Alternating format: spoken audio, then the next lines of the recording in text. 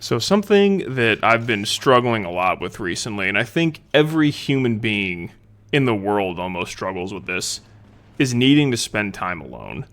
And it is without a doubt, one of the hardest things in the world to do, especially when you're going through stuff. And when you're going through things, whether it be a relationship, job change, something stressful going on in your life, that is when you need alone time the most. But people avoid it because, I've been going through it for the last couple months.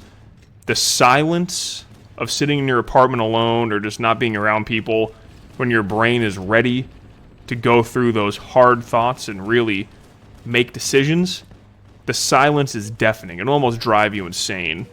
And people will do anything to avoid it. Kick the can down the road. I don't need to worry about it right now. I'll figure things out later. They'll do anything to avoid the silence and avoid sitting down and thinking. They'll invite random people over that they don't really care about. Just they'll go through their contacts list, want to hang out, want to come over. Maybe invite, a random girl you don't really care about that much. Maybe, just go out drinking, go out into the town, doing dumb things. And it's all to avoid the painful but necessary thing. And I always say you can look at being alone. It's just a perspective. There's two perspectives. You could look at it and say, I'm lonely, or you could look at it and say, I'm alone. And if you go to the I'm alone path, and I'm going to sort out my things, that's where you truly find out who you are as a person. So why do you need time alone? Well, the biggest thing, if you're going through some stuff, you need to have those hard conversations with yourself. You need to let your brain process what is going on. And the thing you can't do is constantly have a second person in your ear telling you things, telling you their opinion on things, giving you their advice. You don't need their advice. You don't need their opinion. You need to figure out who you are as an individual. Let's say you're thinking about a career change or there's something major going on with a job. You need to sit there with your own, and it's okay to ask for advice from people sometimes, but you need to sit there with your own thoughts and figure out, what do I want to do?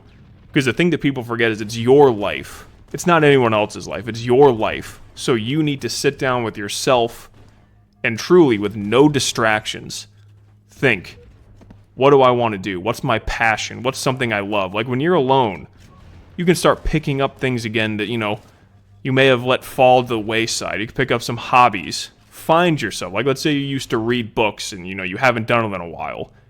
You can pick up some books, read, reconnect with passions and hobbies that you had. Find yourself again and find your center and find what drives you and what you want your life to truly be like. And let's say you're going through some relationship stuff or some personal things that's painful. I've been going through a lot of that this year. Those thoughts are the hardest to go through. I know we were just talking about careers. The personal stuff is the hardest things to go through. It hurts to have those conversations with yourself. It hurts to have those thoughts, those feelings flow through. But the best thing about it, when you don't have someone you're telling it's going to be okay, or, influencing your thoughts or emotions and feelings on things, once you get through the brunt of, the pain, the anguish, whatever you're feeling, whenever you get through that and you get closure, that is one of the best feelings in the world. And you can sit there and fully say, I sorted through all of my emotions and I'm ready to move on from this, or I've found a resolution by myself. That is the most satisfying thing that you can do for yourself, is just truly sit with yourself, find your center, and sort out all the problems you have. Think of it in a way like decluttering your mind, or how you used to back in the day defrag your computer.